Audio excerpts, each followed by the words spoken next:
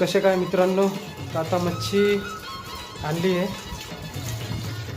हे बघू शकता. आता हे क्लीन करायचं काम चालू आहे, मच्छी साफ करायचं काम चालू आहे. मच्छी जरा व्यवस्थित पाण्याने साफ करतो आहे. आणि हे बघा, हे प्रॉन्स पण आता ते साफ करून घेतले, तर याला पण धुवून घेऊ. तर बघूया पुढे. बघा, हे परत स्वच्छ पाण्याने धुवून घेतलं आहे. हे बघा, आता याला मसाला लावून थोडं मॅरिनेट करायचं काम चालू आहे. त्याच्यामध्ये काय काय टाकलं आहे मॅरिनेट करायला? घरचे मसाले, हळद, मीठ आणि घरचे मसाले, हळद, मीठ आणि मिरची.